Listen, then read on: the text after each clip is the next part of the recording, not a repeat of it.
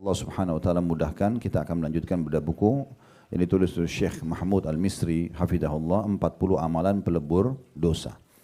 Selalu kami ingatkan di awal pembukaan, di sini di buku kita dosanya memang dibuat oleh penerbit dengan berwarna merah karena memang penting. Nah, dosa itu artinya pelanggaran. Pelanggaran berarti sangat dekat konsekuensinya dengan hukuman. Nah, jadi kita harus paham setiap kita lakukan pelanggaran, berarti kita harus siap dengan konsekuensi hukumannya, apapun itu. Orang melanggar rambu-rambu lalu lintas saja, mungkin dia bisa lolos, mungkin tidak. Tetapi sebenarnya dia sangat dekat dengan ancaman. Lebih banyak persentase dia akan dihukum, gitu ya.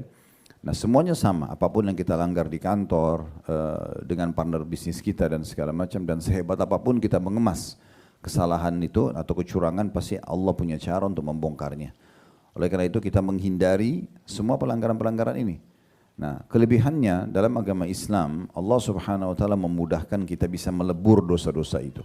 Kalaupun pernah kita lakukan, maka kita masih bisa punya peluang, diberikan peluang untuk memperbaikinya, melebur, membersihkan. Dan saya sudah pernah jelaskan, saya titik beratkan lagi, kalau kita memohon ampun dan taubat kepada Allah Subhanahu wa taala untuk dileburkan dosanya atau dimaafkan, kita mendapatkan dua manfaat besar. Yang pertama, hilangnya hukuman yang bisa datang karena pelanggaran tersebut. Karena taubat ini kata Nabi SAW, at-taibu kaman la dzamba, at-taibu min adz-dzambi kaman la dzambalah. Orang yang bertobat dari satu dosa maka seperti tidak ada dosanya sama sekali. Artinya akan lolos dari efek jerah hukuman dari dosa tersebut. Yang kedua, kembalinya fasilitas yang tertahan karena dosa-dosa itu. Seperti misalnya kalau kita melakukan pelanggaran di kantor, biasanya kalau kita dapat SP, walaupun cuma SP1, SP2, biasanya ada konsekuensi dari itu ya. Seperti kami misalnya di kantor, kami buat peraturan, ada dibuka peluang untuk pinjaman bagi para staf ya. Tetapi dengan syarat dalam setahun tidak ada SP-nya, ya, prestasinya tercapai.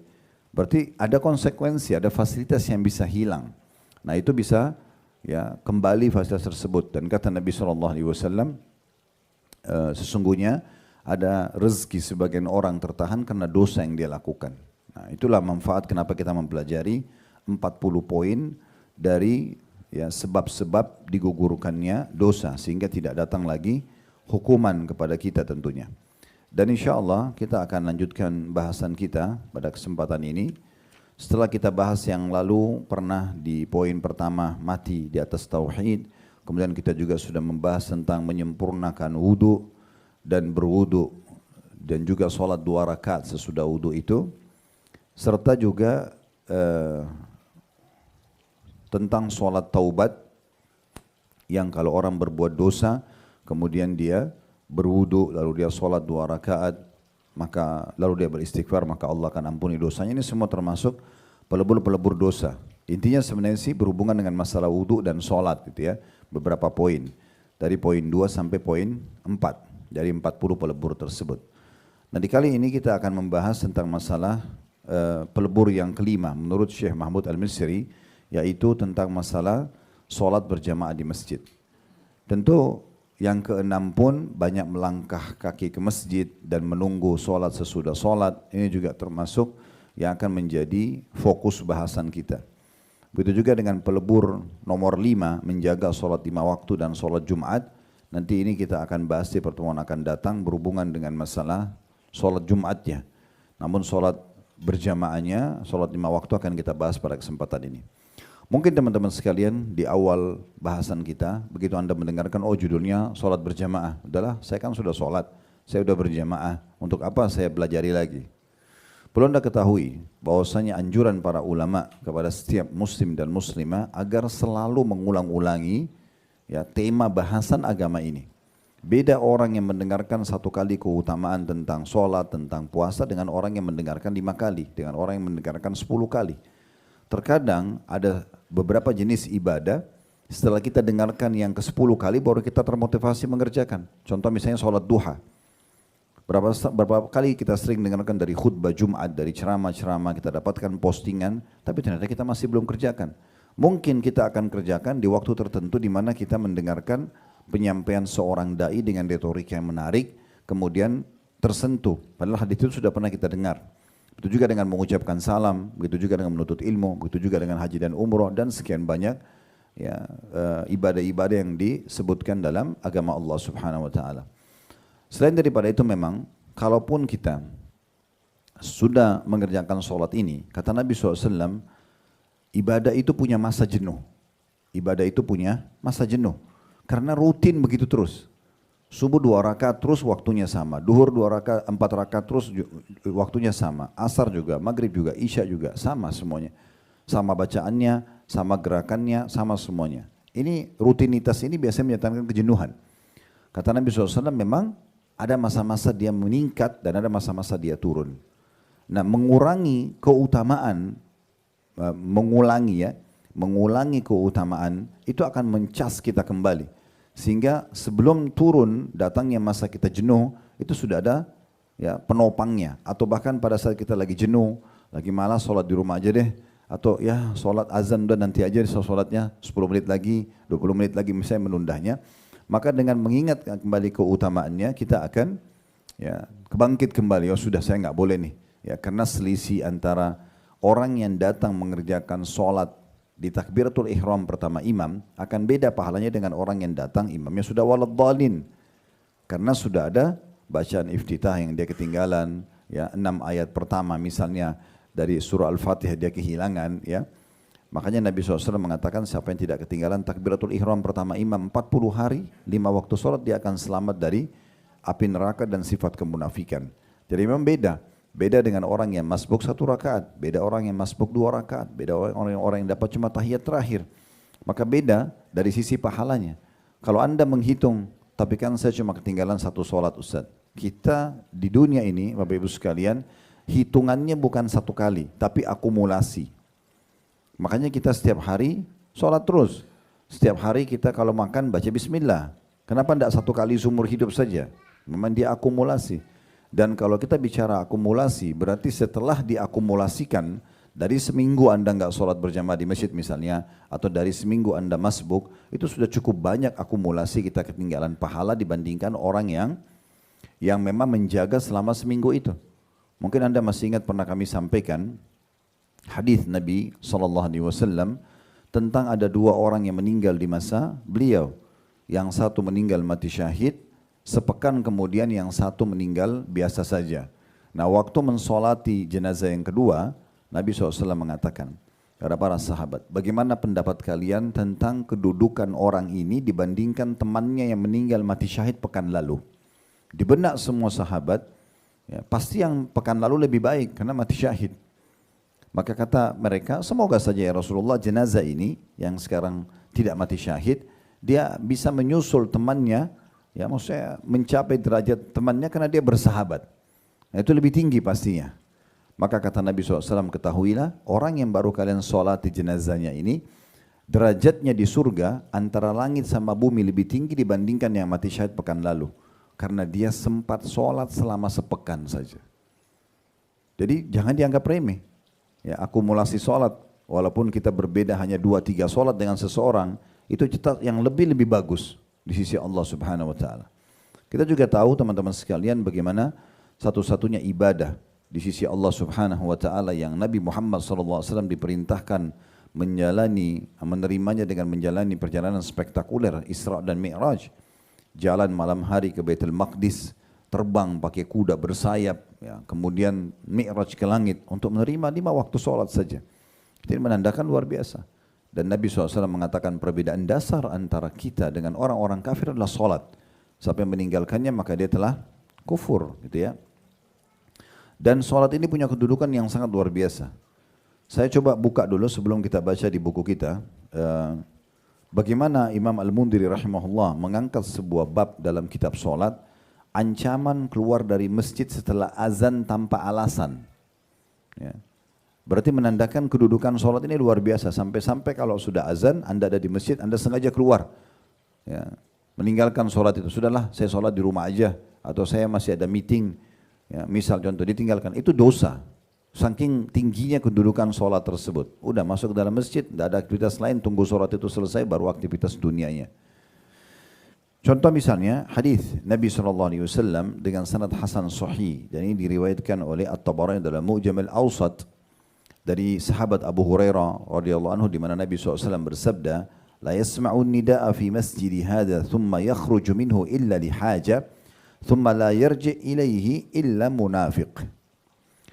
Tidaklah seseorang mendengar azan di masjidku ini, kemudian dia keluar darinya kecuali untuk suatu hajat, maksudnya maaf ke WC, buang air besar, buang air kecil, atau dia sakit. Ya. Kemudian dia tidak kembali lagi untuk sholat, kecuali pastikan orang itu adalah seorang yang munafik. Bisa bermakna dalam dirinya ada sifat kemunafikan atau dasarnya memang Allah akan buat dia menjadi orang munafik karena meninggalkan masjid sementara sudah dikumandangkan azan. Begitu juga di dalam riwayat yang lain dengan sanad yang sahih diriwayatkan oleh Ibnu Majah dari hadis Uthman bin Affan radhiyallahu anhu di mana Nabi SAW bersabda, man adrakahu al-adhanu fil masjid thumma kharaja lam yakhruj li haja wa huwa la yuridu ar-raj'a fa huwa munafiq. Barang siapa yang mendapatkan azan di masjid kemudian dia sengaja keluar atau menjauh dari masjid, dia bukan karena ada hajat, maksudnya hajat yang dibolehkan secara syar'i ya. Dan setelah hajat pun dia tidak ingin kembali, kecuali pastikan dia adalah seorang munafik. Mirip juga dengan riwayat itu, diriwayatkan oleh Abu Daud dari Sa'id bin Musayyib rahimahullah. Ini sebenarnya seorang tabi'in ya. Beliau menukil, tapi di riwayat ini tidak disebutkan sahabatnya ya, atau kemungkinan besar yang dimaksud adalah Sa'id yang lain ya. Mungkin dari kalangan sahabat, tapi Nabi SAW mengatakan la yakhruj minal masjidi ahadun ba'da nida illa munafiq illa ahadun akhrajathu haja wa huwa yuridur ruju'. Tidaklah seseorang itu keluar dari masjid setelah azan dikumandangkan melainkan pasti dia adalah seorang munafik, kecuali seseorang yang keluar karena hajat dan dia masih ingin kembali ke masjid itu sendiri. Jadi memang menandakan menjaga solat ini punya kedudukan tersendiri sampai dicap perbedaan antara iman sama kemunafikan itu kalau meninggalkan sholat itu ya, dan dihubungkan dengan masalah masjid di sini. Baik, saya akan bacakan dulu apa yang ditulis oleh penulis di amal kelima dan amal keenam tentang masalah sholat berjamaah di masjid dan banyak melangkah ke masjid dan menunggu sholat sesudah sholat. Kalau amal yang kelima, sholat berjamaah, hadis dari Uthman bin Affan radhiyallahu anhu, dia berkata, aku mendengar Rasulullah sallallahu alaihi wasallam bersabda, man tawadda lis-salati fa asbagha al-wudu' thumma masya ila as-salati al-maktubah fa shallaha ma'an nasi aw ma'al jama'ati aw fil masjid ghafarallahu lahu dhunubah. Siapa yang berwudu untuk salat dan dia menyempurnakan wudunya lalu berjalan menuju salat fardu ke masjid dan menunaikannya bersama orang-orang atau bersama jamaah atau di masjid, maka Allah akan mengampuni dosa-dosanya. Dan dalam hadis Bukhari yang lain dari hadis Abu Hurairah radhiyallahu anhu, wa dzalika annahu idza tawadda fa ahsana al-wudu' thumma kharaja ila al-masjid la yukhrijuhu illa as-salati lam yakhtu khutwatan illa rufi'at lahu biha darajah wa hutta anhu biha khati'ah. Hal itu disebabkan karena Allah subhanahu wa ta'ala disebabkan dilipat gandakannya pahala solat didapatkan karena jika dia berwudu dan menyempurnakan wudunya atau membaguskan kemudian keluar menuju ke masjid, tidak ada yang mendorongnya keluar kecuali karena solat ke masjid, maka tidaklah dia melangkah satu langkah melainkan diangkat satu derajat untuknya dan dihapus darinya satu kesalahan. Kemudian di poin nomor 6 saya bacakan dulu semua hadisnya, baru kita mengorek mutiara dari hadis-hadis ini, insya Allah baru kemudian kita tambahkan dengan syarah atau penjelasan lebih jauh. Di sebab atau pelebur amal yang keenam, banyak melangkah ke masjid dan menunggu sholat sesudah sholat. Ini ada kolerasinya dengan sholat berjamaah di masjid. Tapi di sini lebih kepada langkah kakinya, artinya makin jauh tempat kita dari masjid dan kita jalan kaki maka makin besar pahalanya selain mendapatkan pahala solat berjamaah. Nabi SAW bersabda dalam hadis riwayat Muslim, ala adullukum ala ma yamhu Allahu bihi al-khataya wa yarfa'u bihi ad-darajat. Qalu bala ya Rasulullah, qala isba'ul wudu'i ala al-makarih wa kathratul khuta ila al-masajid wa intidaru as-salati ba'da as-salati fadhalikumur ribat. Maukah kalian aku tunjukkan satu amalan yang dengannya Allah akan menghapus dosa-dosa dan mengangkat derajat? Para sahabat mengatakan, tentu ya Rasulullah. Kata Nabi SAW, menyempurnakan uduk pada saat-saat sulit. Ini pernah kita jelaskan di poin sebelumnya tentang ya, menyempurnakan uduk. Saat-saat sulit ini kayak musim dingin, kayak kita lagi ngantuk, ya, lagi malas mau perbaharui uduk lagi. Ya. Kemudian banyak melangkahkan kaki ke masjid dan menunggu sholat sesudah sholat, maka itu adalah ribat atau sama pahalanya dengan menjaga di perbatasan antara kaum muslimin dengan orang-orang kafir, disilakan dengan ribat. Dan dalam bab jihad, kata Nabi SAW, ribatu yawman fisabilillah khairu minad dunya wa ma fiha. Ribat satu hari di sisi Allah lebih baik daripada dunia dan seluruh isinya.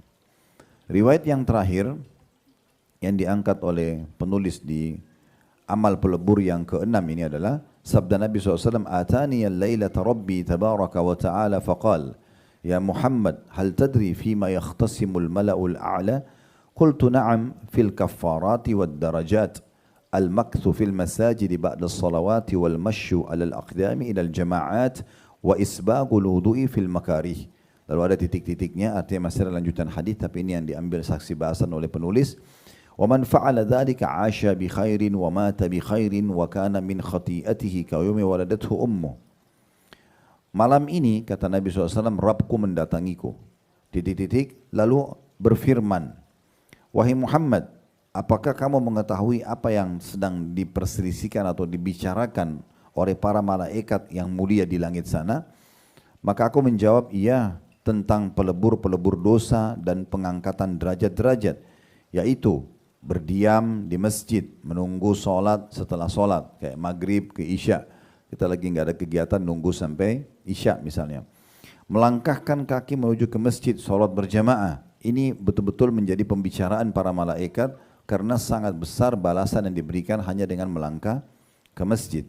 Dan menyempurnakan uduk saat dingin yang menggigil atau menggigit.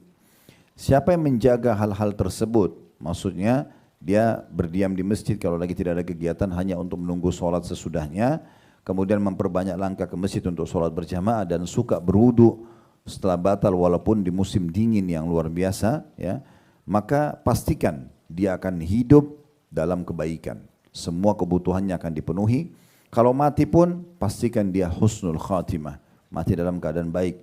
Dan statusnya dari semua dosa-dosa yang pernah dilakukan seperti baru dilahirkan oleh ibunya. Maksudnya bersih dari dosa-dosa. Ini baru sebagian kecil dari hadis-hadis yang merupakan keutamaan orang yang menjaga sholat berjamaah di masjid. Berikut juga memperbanyak langkah-langkah kaki ke masjid dan mengikat diri di masjid kalau lagi tidak ada kebutuhan antara sholat dengan sholat sesudahnya. Duhur ke asar misalnya, maghrib ke isya, asar ke maghrib misalnya, contoh. Hadis-hadis ini kita coba korek dulu mutiaranya dari amar pelebur kelima di bahasan tentang sholat berjamaah di masjid. Hadis ini kata Nabi SAW, siapa yang berwudu untuk sholat dan dia menyempurnakan wuduknya. Berarti ada perbedaan antara wuduk sholat dengan wuduk selain untuk sholat. Seperti misalnya wuduk sebelum tidur kan ada, ya. Atau kita hanya mau dalam kondisi selalu dalam keadaan wuduk, batal wuduk lagi. Walaupun itu bisa dipakai untuk sholat, tetapi kalau seseorang mau meraih pahala ekstra, sebelum waktu sholat wajib dia wuduk lagi. Bahkan salah satu perbuatan Abu Hurairah radhiyallahu anhu kemarin bulan lalu tepatnya, karena sebulan sekali juga kami adakan itu tablik akbar serial sahabat, kita sedang membahas Abdullah bin Umar radhiyallahu anhu. Salah satu sifat ciri khas beliau adalah at-ta'assi, sahibut ta'assi, orang yang sangat fanatik dengan Nabi. Nah, saking fanatiknya ada beberapa perbuatan yang mungkin orang tidak umumnya lakukan. Di antaranya masalah menjaga wudhu untuk sholat. Satu waktu pernah ditanya kepada Nafi'. Nafi' ini pelayannya Abdullah bin Umar. Bagaimana sholat malamnya Abdullah bin Umar? Seakan-akan penanya ini mau mencontohi. Maka kata Nafi', kalian tidak akan mampu. Karena Abdullah bin Umar kalau sholat tahajud, dia wudhu untuk sholat 2 rakaat. Begitu salam, dia wudhu lagi untuk 2 rakaat yang sesudahnya. Begitu salam, dia wudhu lagi untuk sholat rakaat yang ke-6, 2 rakaat yang ketiga. Begitu salam, dia wudhu lagi untuk 2 rakaat yang keempat, berarti yang 6, yang ke-7, yang ke-8. Begitu salam untuk witir pun 21, dua rakaat witir dia uduk dulu baru dia salam, setelah salam dia uduk lagi untuk witir yang satu. Jadi dalam satu solat malam itu Abdullah bin Umar bisa mengulangi 6 sampai 7 kali uduk. Orang tidak pernah terfikir seperti ini. Tapi memang ini punya keutamaan tersendiri. Dan sudah panjang lebar kita jelaskan mungkin belasan hadis pada pertemuan yang lalu. Masalah keutamaan uduk. Dia akan menjadi cahaya yang terang pada hari kiamat. Dia akan membersihkan dosa-dosa, berguguran bersama dengan tetesan air terakhir dari jari jemari seseorang, dari wajahnya, dari kepalanya dan kakinya. Semua ini akan membersihkan secara total dosa-dosanya.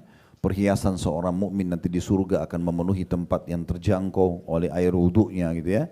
Orang yang tidur kemudian dalam kondisi dia wuduk dan meninggal dalam keadaan fitrah, dalam keadaan Islam dan sekian banyak keutamaan-keutamaan yang kadang-kadang kaum muslimin remehkan. Makanya tadi saya bilang, kadang-kadang kita setelah mendengarkan sekian kali baru kita terdongkrak atau terdorong untuk mengerjakan. Itulah manfaat kita mengulang-ulangi dalam majlis. Ya. Kalau tidak mungkin khutbah Jumat cukup sekali. Ya. Tetapi diulang-ulangi selalu, bahkan kadang-kadang temanya terulang, tetapi memang butuh untuk mencas kembali. Kuping kita ini butuh untuk mendengar, akal kita butuh untuk mencerna, dan hati kita untuk merenungi, lalu membuat anggota tubuh kita mau mengaplikasikan dalam kehidupan sehari-hari. Ini yang pertama diambil dari hadis di halaman 22 bagi yang pegang bukunya ya. Siapa yang berwudu untuk sholat dan dia menyempurnakan wudunya. Kemudian faedah kedua adalah lalu berjalan menuju ke masjid, sholat fardu untuk melakukannya berjamaah. Ya, berjamaah di sini. Jadi dia memang tujuannya ke masjid bukan hanya karena janjian sama orang, bukan karena tidak enak sama atasannya, dia sendiri mau mengejar keutamaan sholat itu, berjamaah. Ya.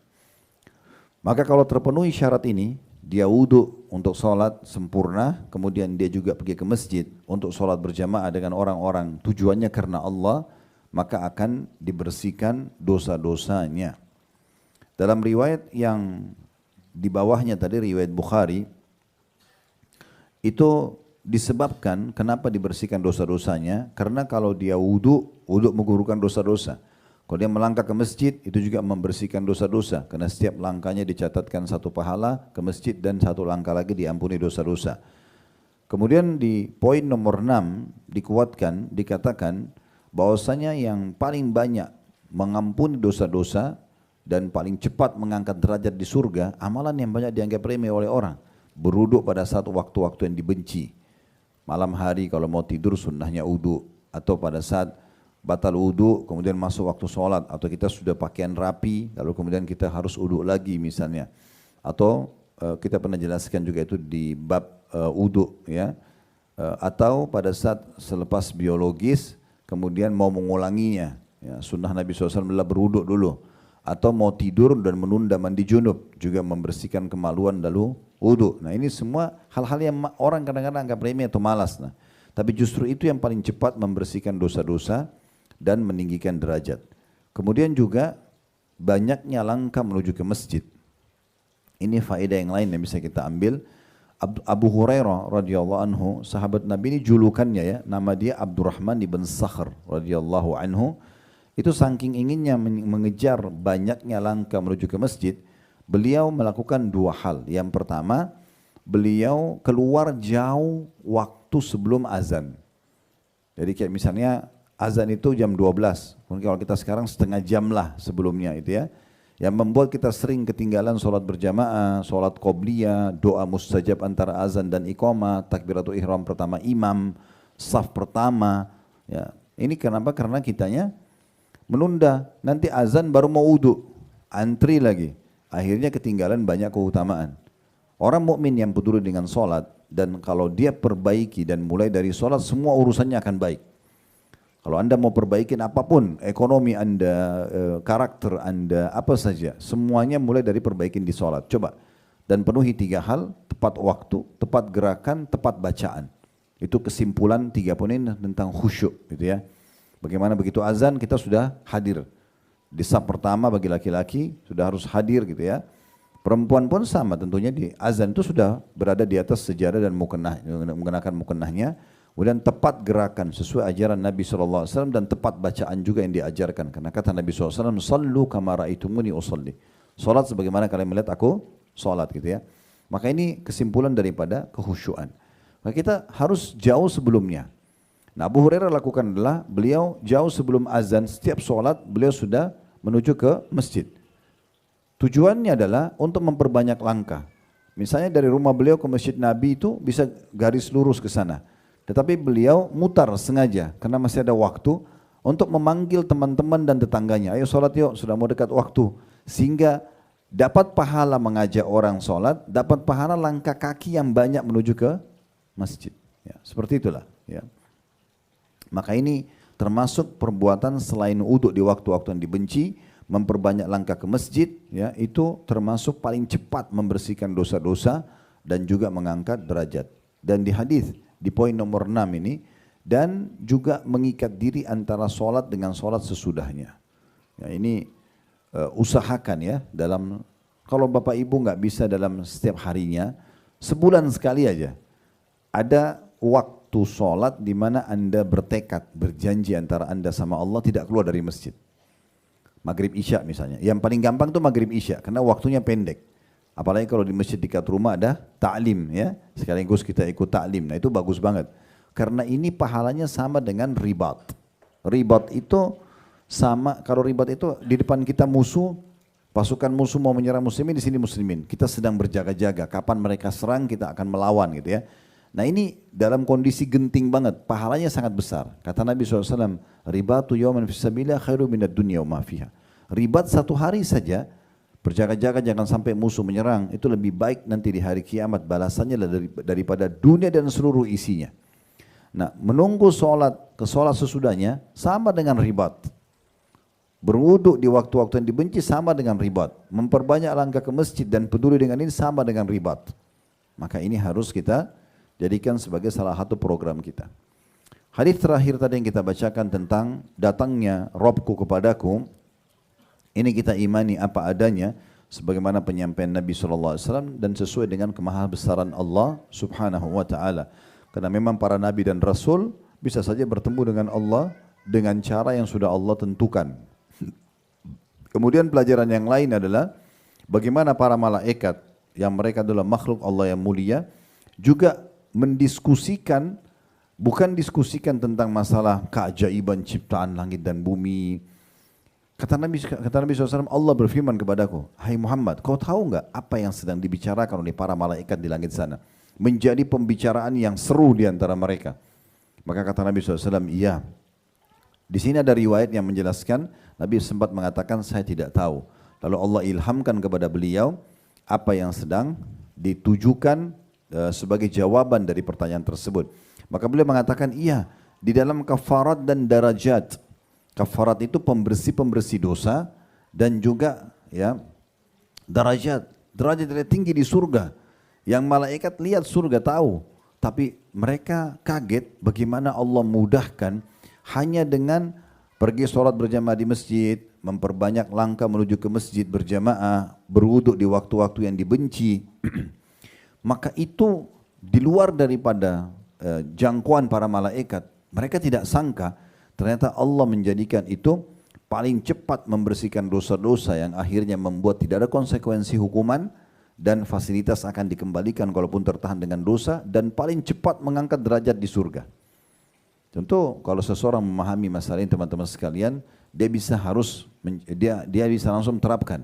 Tapi untuk mendekatkan makna begini. Kalau Anda kerja di satu perusahaan, lalu kemudian pimpinan perusahaan memberikan ada satu rel ya, ada satu tools yang dimana di perusahaan itu kalau Anda lakukan, ini jalan pintas meraih jabatan-jabatan yang tinggi.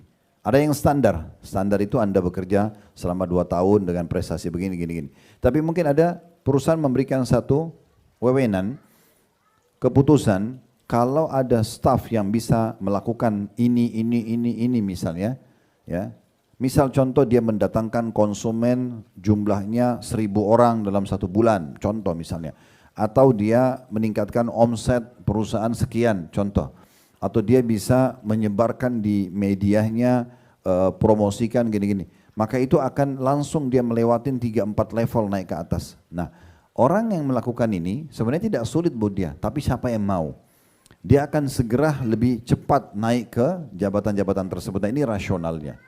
Nah, dengan memperbanyak langkah menuju ke masjid, dengan berwuduk di waktu yang dibenci, ini sudah sangat luar biasa sampai membuat para malaikat berdiskusi panjang lebar bagaimana ini bisa Allah jadikan sebagai penyebab pembersihan dosa, dan mereka lihat neraka bagaimana susahnya orang kalau disiksa tapi bisa selamat dengan memperbanyak langkah ke masjid, dengan ya juga berwuduk di waktu yang dibenci, dan bagaimana derajat-derajat tinggi di surga bisa diraih dengan fasilitas luar biasa hanya dengan amal yang ringan sekali ini.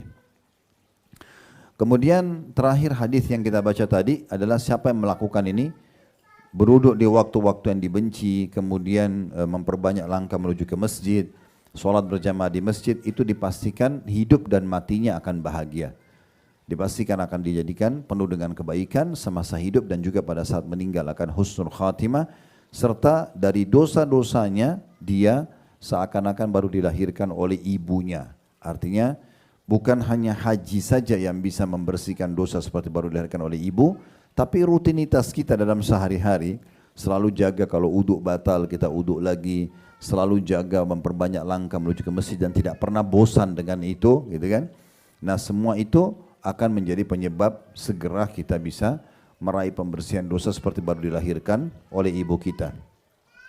Baik, sekarang saya akan tambahkan syarahnya, penjelasannya, gitu ya. Penjelasannya ada bab dalam kitab salat oleh Al-Mundhiri diangkat, bab tentang anjuran berjalan ke masjid lebih-lebih dalam kegelapan beserta keutamaannya. Artinya makin berat sesuatu itu, ya makin berat sesuatu yang kita kerjakan dalam ibadah, makin besar pahalanya. Makin besar pahalanya. Seperti contoh teman-teman di Rusia misalnya, mereka kalau sholat berjamaah di musim dingin, saya pernah lihat cuplikannya kalau lagi musim dingin Desember, Januari itu ya, itu sampai saljunya tebal sekali dan mereka terpaksa sholat di atas salju tersebut, bahkan minus 10, minus 20, ada yang sampai minus 30, tapi tetap mereka jaga sholat berjamaah. Ini beda pahalanya dengan kita di Indonesia yang hanya gerimis atau lagi musim semi gitu ya, itu beda pahalanya.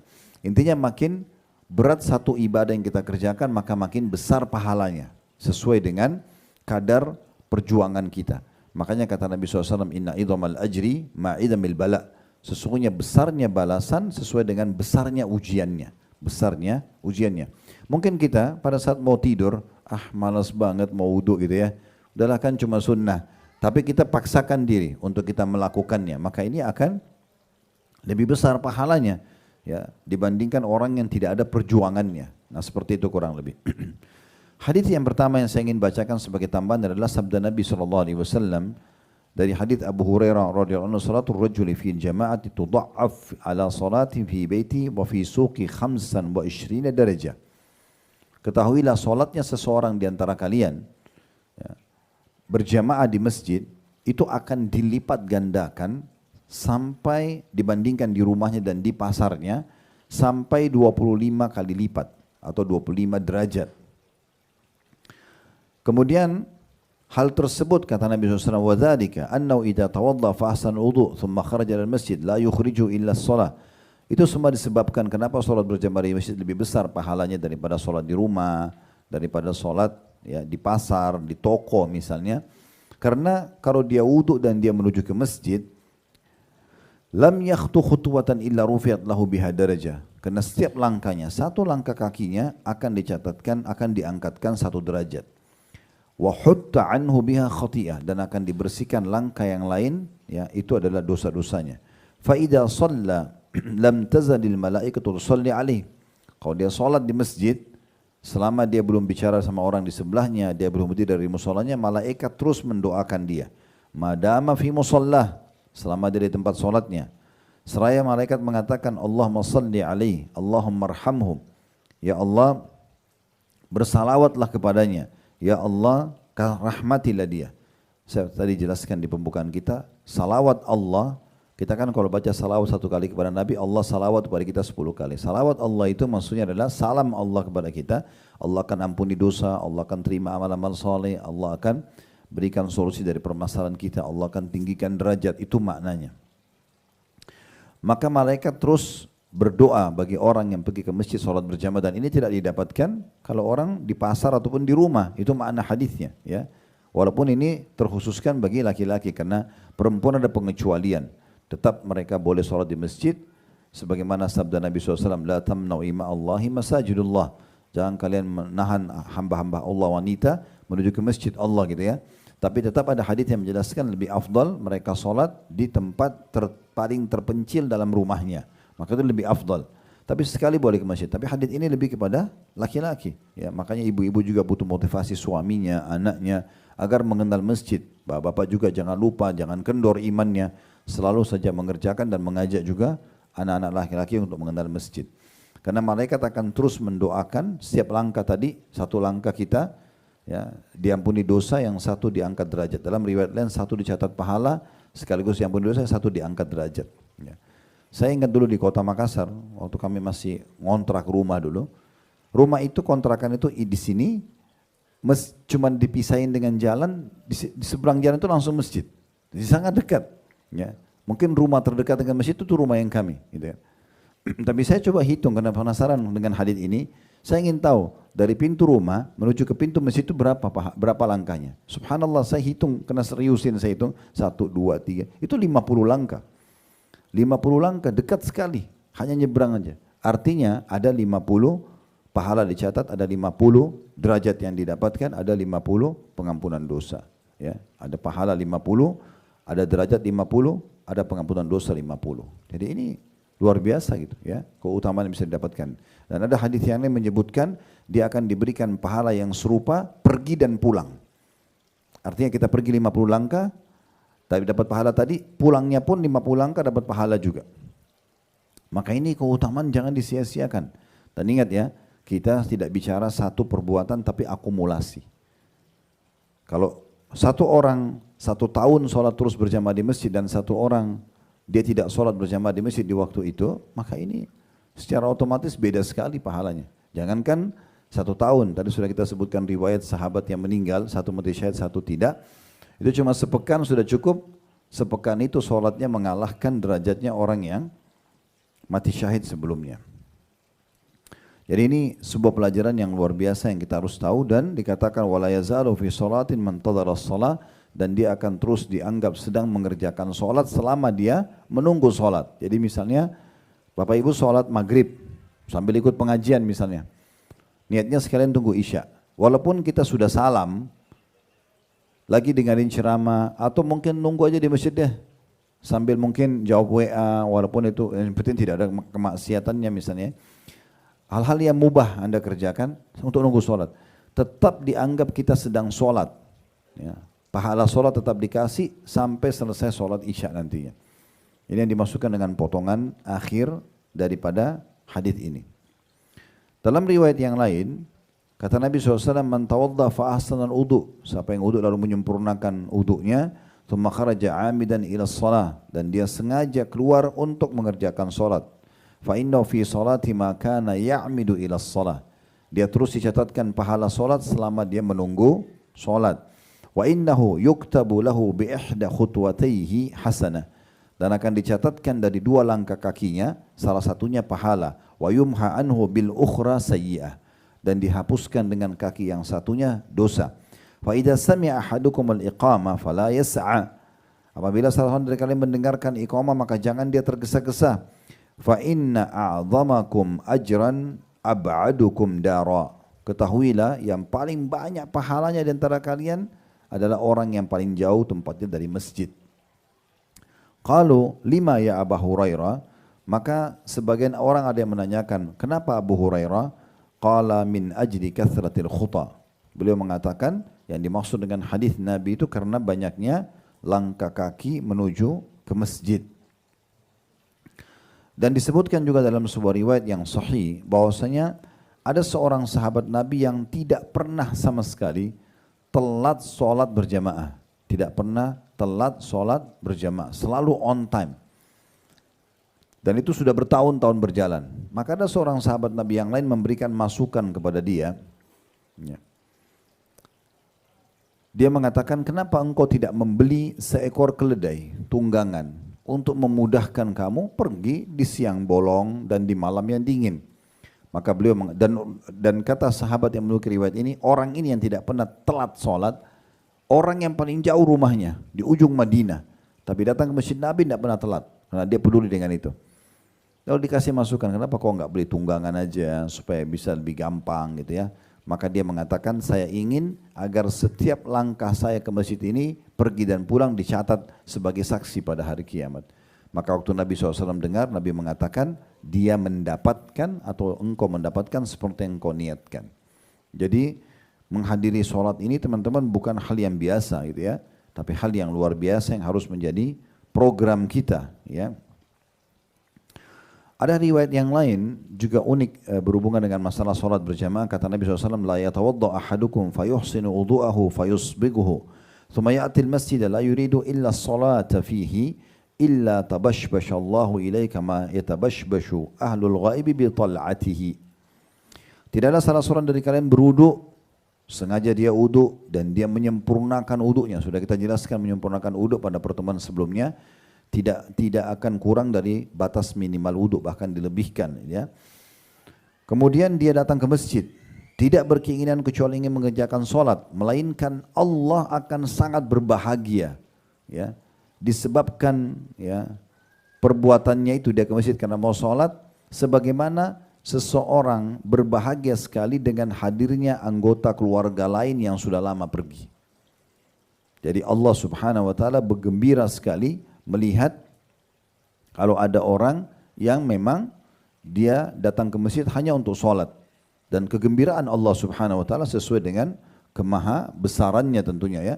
Tapi siapa di antara kita teman-teman tidak bangga kalau misalnya kita selalu disambut oleh pimpinan perusahaan kalau kita kerja di perusahaan karena kita selalu datang on time. Begitu 7.30 sudah ada di kantor misalnya, dan dia selalu melihat kita. Akhirnya dia tersenyum ya. Dan pasti senyuman pimpinan ini punya makna. Saya memimpin perusahaan walaupun tidak besar begini, bagi saya kalau saya melihat ada satu pegawai yang berprestasi dan saya sudah tersenyum atau saya senang dengan dia, di pikiran saya adalah bagaimana saya menambahkan fasilitas buat dia. Itu umum, normal gitu ya. Atau saya mungkin mendahulukan dia dari pegawai-pegawai yang lain karena prestasinya. Nah seperti itulah siswa dan mahasiswa juga di sekolah dan di kampus sama. Yang berprestasi, suka datang on time, menjawab pekerjaan-pekerjaan dan segala macam, itu pasti akan ya disayangi oleh guru-gurunya, nah gitu ya. Nah penyayangan guru ini berarti ada perhatian khusus nanti akan diberikan. Nah itu pendekatan makna. Allah Subhanahu wa taala jauh lebih mulia daripada apa yang kita sampaikan tadi. Kalau Allah bergembira dengan melihat hambanya yang datang, bahkan dikasih gambaran di sini seperti orang yang satu keluarga yang lama ditinggal oleh keluarga yang lain dan dia sangat rindu. Begitu ketemu bagaimana senyumannya, bagaimana gembiranya, digambarkan seperti itu kurang lebih kegembiraan Allah Subhanahu wa taala. Kalau riwayat tadi yang tentang masalah orang yang rumahnya paling jauh dari masjid itu disebutkan oleh Ibnu Abbas radhiyallahu anhuma ya. Karena memang dia ingin langkah-langkah kakinya dicatatkan ya sebagai saksi pada hari kiamat. Dan juga dalam riwayat Ubay bin Ka'ab sama juga dilakukan atau disebutkan itu. Bahwasanya seorang laki-laki dari Ansar, aku tidak tahu kata Ubay bin Ka'ab radhiyallahu anhu, seseorang yang lebih jauh rumahnya dari masjid dibandingkan dia. Dia selalu hadir dalam sholat berjamaah tepat waktu. Berada di saat pertama, datang sebelum azan, lalu dikatakan kepadanya, seandainya kamu membeli seekor keledai untuk kamu tunggangi di kegelapan malam untuk menghindari dingin dan juga selamat dari hewan-hewan buas, dan juga di waktu siang selamat dari panasnya cuaca.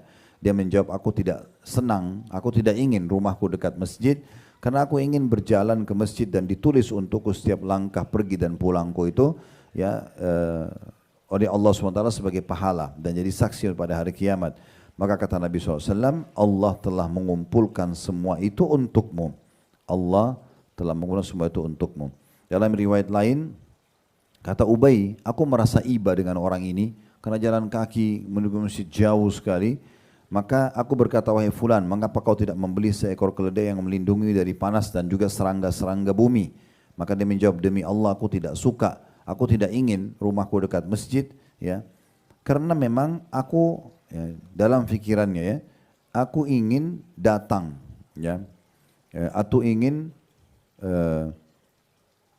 aku berharap ya pahala di bekas langkah kakiku dicatat oleh Allah. maka kata Nabi SAW, kamu telah mendapatkan apa yang kamu harapkan. Jadi ini semua pahala-pahala yang sangat besar yang dijanjikan oleh Nabi SAW berhubungan dengan masalah sholat berjamaah dan juga banyaknya langkah menuju ke masjid. Dalam riwayat lain, dan ini riwayat juga cukup unik ya, dengan sanad sahih dari hadits Abu Hurairah radhiyallahu anhu di mana Nabi SAW bersabda, "Man gada ilal masjidi aw raha, a'addallahu fil jannati nuzulan kullama gada aw raha."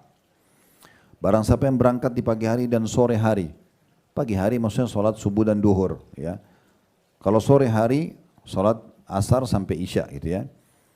Barang siapa yang berangkat di pagi dan sore hari ke masjid, maka Allah menyiapkan untuknya tempat tinggal di surga, istana di surga, setiap kali dia pergi di pagi dan sore hari. Hadis ini riwayat Bukhari dan Muslim. Artinya dalam sehari kita kalau sholat berjamaah di masjid, kita akan mendapatkan 5 istana di surga, gitu ya. Nah, setiap pergi dan pulang itu diberikan 1 istana di surga. Ini istana di surga, tentu jauh lebih hebat dan lebih indah daripada rumah di Menteng misalnya. Ya. Nah, ini istana di surga. Ya, istana di surga jauh lebih besar, jauh lebih indah. Bahkan kata Nabi SAW di surga itu semuanya mala ainun ra'at. Semua nanti di sana mata belum pernah lihat. Wala udhunun samiat, dan belum pernah didengar oleh kuping. Wala khatar ala qalbi bashar. Tidak pernah terlintas dalam hati-hati manusia gitu ya. Begitu juga hadis Nabi SAW dengan sanad sahih dari hadis Buraidah radhiyallahu anhu, dan ini diriwayatkan oleh Abu Daud dan Tirmidzi. Kata Nabi SAW, "Basyiril masya'ina fi dhulami ilal masajid bin nuri tami yaumal qiyamah." Sampaikan berita gembira kepada orang-orang yang banyak berjalan ke masjid, terutama di waktu-waktu gelap, di malam hari, maghrib, isya misalnya, subuh, dengan cahaya yang sangat sempurna pada hari kiamat nanti. Kemudian dalam hadis yang lain, masih dari Abu Hurairah radhiyallahu anhu atau sahabat ini meriwayatkan dari Nabi SAW, "Inna Allah la yudhi'u lilladhina yatakhallaluna ilal masajid fi dhulami binurin sati'in yawmal qiyamah." Sungguhnya Allah menerangi orang-orang yang menembus kegelapan menuju masjid dengan cahaya yang sinar berterang, dengan cahaya yang bersinar terang benderang pada hari kiamat nanti. Dalam riwayat lain, juga riwayat yang sahih, mirip-mirip dengan ini, diriwayatkan Tabarani, kata Nabi SAW, "Man masya fi dhulmatil laili ilal masjid, laki Allah azza wa jalla binurin yaumal qiyamah." Barang siapa yang berjalan ke masjid di kegelapan malam, maghrib, isya dan subuh. Walaupun duhur asar juga punya keutamaan ya. Tapi kalau malam biasanya orang lebih ingin di rumah misalnya, lebih malas ke masjid contohnya. Barang siapa yang berjalan di kegelapan malam ke masjid, niscaya dia akan bertemu dengan Allah Azza wa Jalla di hari kiamat dengan cahaya yang sempurna pada hari kiamat nanti. Dan banyak riwayat-riwayat yang mirip dengan ini tentunya. Kemudian ada riwayat yang lain. Riwayat ini juga mungkin jarang orang dengar. Dan saya mungkin punya keyakinan juga sebagian Anda belum mendengar riwayat ini, tapi ini salah satu motivasi yang sangat tinggi, yang sangat besar untuk kita raih dalam sholat berjamaah di masjid. Hadits disampaikan oleh sahabat Abu Umamah radhiyallahu anhu bahwa Nabi SAW bersabda, "Man kharaja min baiti mutatahhiran ila salatin maktubah fa ajru ka ajril hajjil muhrim. Wa man kharaja ila tasbihid duha la yunsibuhu illa iyyah fa ajru ka ajril mu'tamir wa salatun ala athari salah la lagwa bainahuma kitabun fi illiyin." 3 keutamaan dalam hadis ini disebutkan. Barang siapa yang keluar dari rumahnya dalam keadaan bersuci menuju sholat berjamaah wajib di masjid, maka pahalanya sama dengan orang yang sedang haji dan sedang berihram. Jadi satu hari kita bisa dapat pahala 5 kali haji, hanya sholat berjamaah di masjid. Ini kan luar biasa kalau kita luput gitu ya. Kalau tadi mungkin hadis yang sebelumnya teman-teman bisa dengar, tapi ini orang jarang dengar. Ternyata kita bisa dapatkan pahala haji setiap harinya 5 kali. Mungkin sebagian jemaah pernah dengar, oh ada hadis yang siapa yang sholat subuh berjamaah di masjid, duduk berzikir sampai terbit matahari, kemudian dia sholat duha 2 rakaat sama dengan pahala haji dan umroh lengkap. Oke, itu hadisnya diterima karena Syekh Albani menyatakan hadis ini sahih. Tapi ini tentang sholat 5 waktu. Anda tidak usah nunggu sampai terbit matahari di sini. Sholat subuh aja, berjamaah di masjid dapat pahala haji. Sholat duhur aja, ya, di masjid dapat pahala haji. Sholat asar aja, sholat maghrib aja, sholat isya masing-masing mendapatkan pahala haji. Bahkan kata Nabi SAW dalam kondisi berihram, artinya sempurna haji tersebut. Kemudian bagian kedua dari hadis adalah dan siapa yang keluar untuk mengerjakan sholat duha. Duha boleh dikerjakan di rumah, boleh dikerjakan di masjid. Tapi kalau orang keluar mengerjakan sholat duha, tidak ada yang membuatnya capek kecuali sholat itu. Memang dia keluar ke masjid atau dia pergi ke satu tempat musola kalau di kantor untuk sholat duha, maka akan diberikan pahala umroh sempurna. Kita kan selama ini dengar sholat duha itu dia seperti bersedekah untuk 360 sendi kan gitu. Nah ini ada keutamaan yang lain. Ternyata setiap sholat duha walaupun cuma 2 rakaat sama dengan pahala umroh. Berapa biayanya umroh? Berapa waktu yang harus kita lowongkan? Ya kan gitu. Berapa energi yang harus kita kerahkan?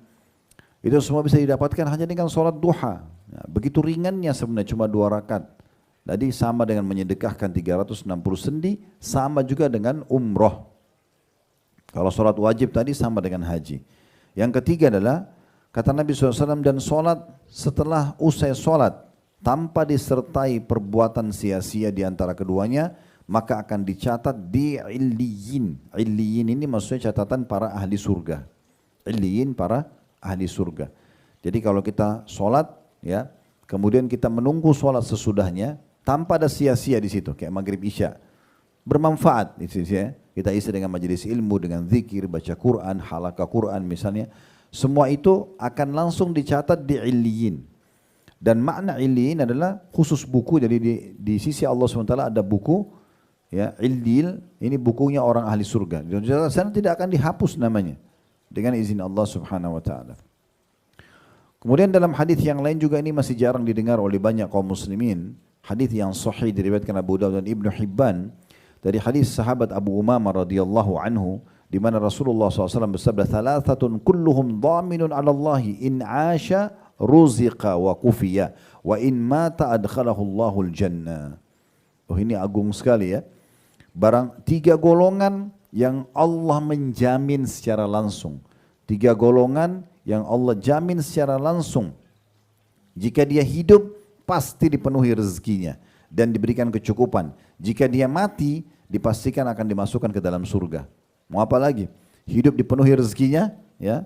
Dan juga tentunya di sini dikatakan dan diberikan kecukupan. Kalau mati masuk surga. Nah, sudah ini kesempurnaan hidup. Selama hidup semua kita dipenuhi. Tidak perlu minta-minta lagi sama orang dan meninggal masuk surga.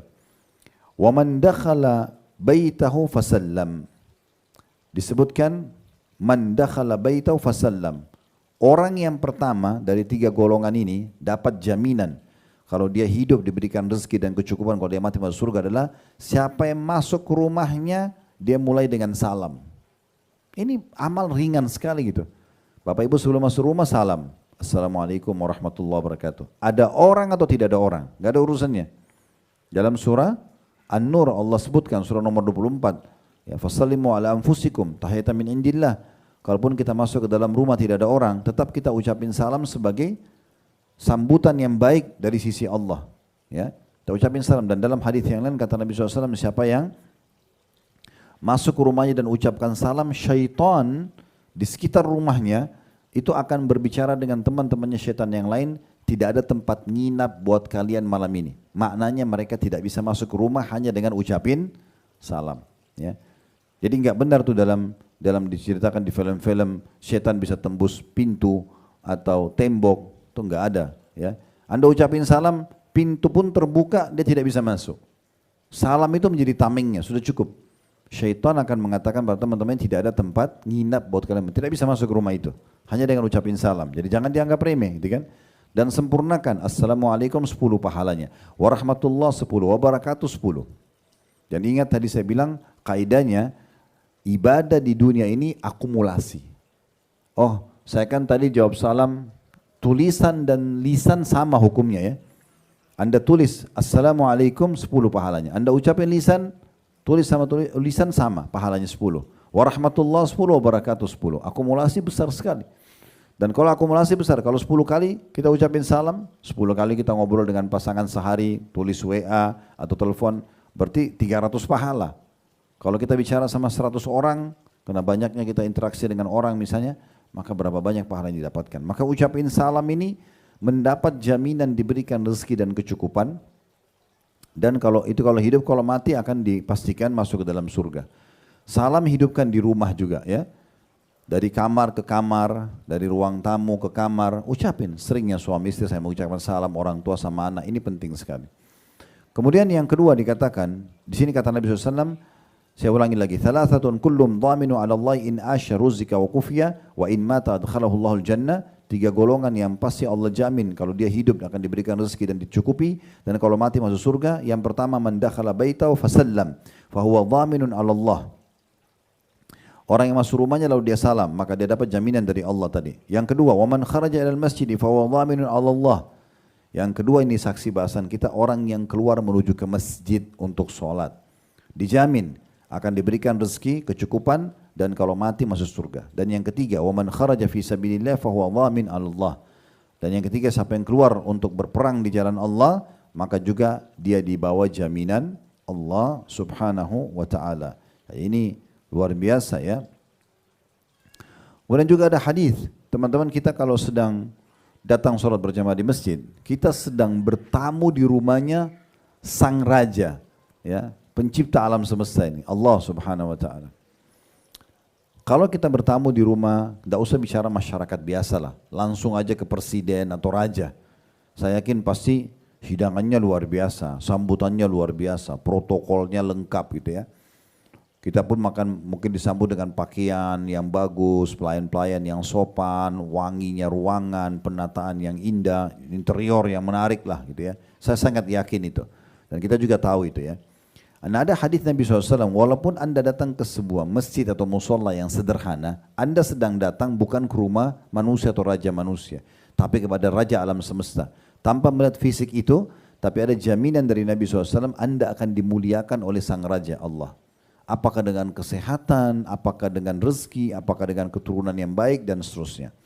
Di dalam sebuah hadis yang diriwayatkan Tabarani dalam Mu'jamul Kabir dengan sanad hasan dari hadis Salman al-Farisi radhiyallahu anhum, bahwa Nabi SAW bersabda, man tawadda fi baiti fa ahsana wudu thumma ata al-masjid fa huwa zairullah wa haqqun 'ala al-mazuri an yukrima az-zair.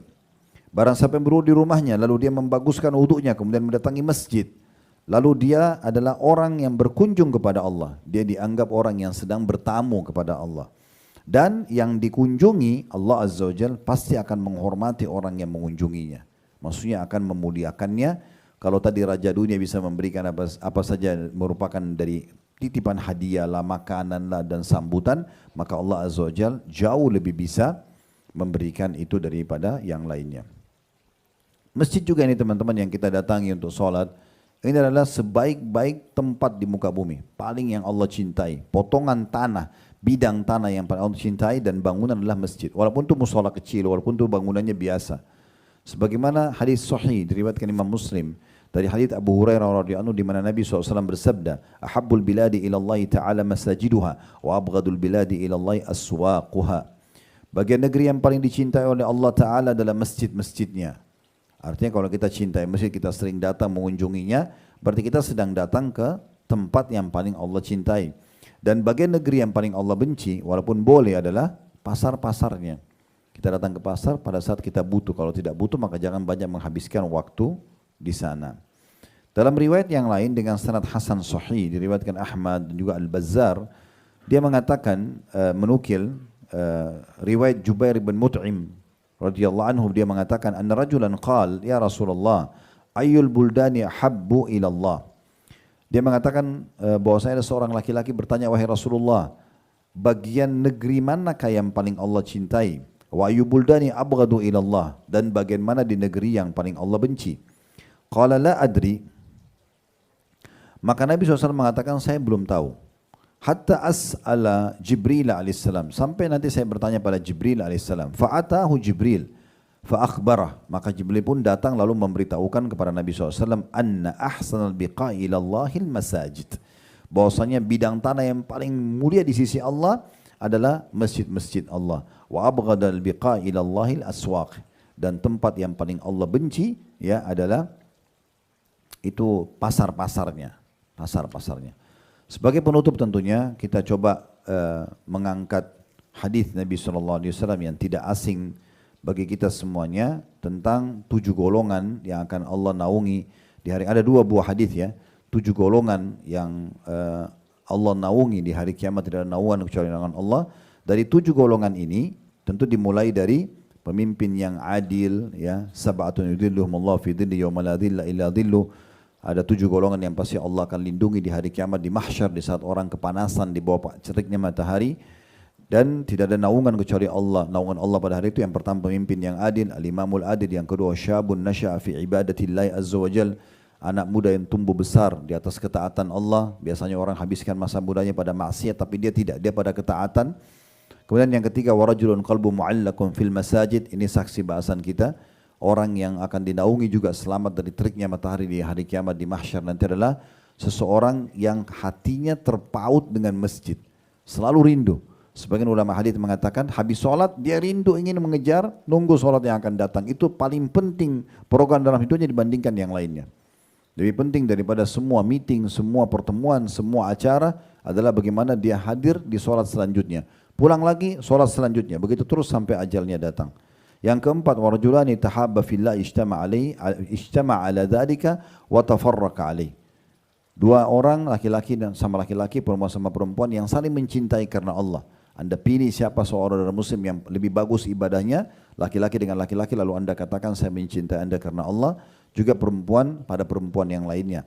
Mereka berkumpul karena Allah, berpisah karena Allah. Selanjutnya warajulun da'athum ra'atun dzatu mansib wa jamal wa faqala inni akhafullah. Seorang laki-laki yang diajak berzina oleh seorang perempuan yang memiliki kedudukan dan kecantikan. Lalu dia mengatakan saya takut kepada Allah. Dan selanjutnya warajulun tasaddaqa bisadaqatin fa akhfaha. Seseorang yang bersedekah dan dia sembunyikan hatta la ta'lama shimalu ma tunfiqu yaminu, sampai tangan kirinya tidak tahu apa yang dikeluarkan oleh tangan kanan. Itu yang ke-6. Dan yang ke-7 warajulun dzakarallaha khairan fa fadat ainah. Seseorang yang mengingat Allah sendiri kemudian dia pun meneteskan air mata. Saksi bahasan kita dari 7 golongan ini adalah ada salah satunya orang yang hatinya terpaut dengan masjid. Hadis terakhir yang saya sebutkan pada kesempatan ini dan sebentar kita akan buka pertanyaan insyaAllah tentang masalah kemuliaan juga orang yang ke masjid. Tentu hadis ini banyak yang serupa dengan ini, tapi saya memilih riwayat ini ya. Riwayat dengan hasan sahih. Dari hadis Abu Hurairah radhiyallahu anhu bahwa Nabi SAW bersabda, Inna lil masajidi autada. Sesungguhnya masjid-masjid itu punya pasak-pasak. Kita tahu pasak itu yang bisa menopang bangunan ya. Tapi di sini bukan penopang bangunan yang Nabi SAW maksudkan. Siapapun yang mengunjungi masjid, maka dianggap dia pasaknya masjid. Kita kalau sering sholat di masjid, kita dianggap pasaknya masjid. Al-malaikatu julasa'uhum. Malaikat adalah teman-teman duduk mereka. In gabu yaftakidunahum. Kalau mereka tidak hadir di masjid, misalnya kita rutin sholat nih, satu waktu kita sakit, kita enggak ada, maka para malaikat mencari mereka. Wa in maridu aduhum. Kalau mereka sakit, maka para malaikat menjenguk mereka. Wa in kanu fi hajatin a'anuhum. Dan kalau mereka ada hajat, maka para malaikat akan membantu dia atau membantu mereka. Thumma qala jalisul masjidi ala thalathi khisal. Kata Nabi SAW, orang yang suka ke masjid dan duduk, ya, itu akan berada di salah satu dari 3 keadaan. Dia pasti dapat, 3-3 itu bisa didapat. Yang pertama, akhin mustafad. Teman setia. Di masjid itu kita bisa dapat teman-teman yang baik-baik, yang setia. Yang kedua, au kalimatin hikmah. Atau dia akan mendapatkan perkataan-perkataan yang bermanfaat. Karena di masjid orang cuma berkata-kata yang baik semuanya. Yang ketiga, au rahmatin muntadharah, atau rahmat Allah yang dinanti-nantikan. Jadi ini hadis yang agung sekali. Kata Nabi SAW di sini, saya rincikan dulu hadisnya baru kita tutup ya. Kata Nabi SAW, sesungguhnya masjid punya pasak-pasak, maksudnya para pengunjungnya. Malaikat duduk bersama mereka. Walaupun malaikat kita tidak lihat, tapi memang di masjid tempatnya para malaikat. Kemudian kalau mereka tidak ada, malaikat mencari mereka. Kita juga tidak tahu bagaimana mereka mencari kita, tapi Allah memerintahkan mereka untuk mencari kita. Kalau sakit kita akan dijenguk, walaupun kita tidak lihat. Tapi jengukan malaikat ini biasanya, umumnya kalau manusia jenguk orang lain, dia doakan, dia hibur. Ya sebenarnya Allah izinkan para malaikat melakukan itu semua dengan memasukkan kegembiraan dalam hati, ketenangan hati kita, keyakinan kita akan sembuh, bersangka baik sama Allah, itu semua dari malaikat, ya. Karena semua bisikan baik dari malaikat. Anda mungkin ingat hadis Nabi SAW, ini saya jelaskan kalau sedang membahas tentang bagaimana memunculkan dan memahami iman kepada malaikat, padahal malaikat tidak nampak. Kata Nabi SAW, kalau seseorang dari kalian bangun di tengah malam, kita bisa rasakan semua itu, maka pendampingnya dari malaikat akan mengatakan, sholatlah. Mungkin ada pernah bangun jam 3, setengah 4, ada keinginan, bisikan dalam hati untuk sholat, itu dari malaikat.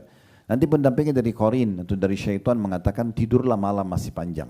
Nah tinggal dia ikutin yang mana.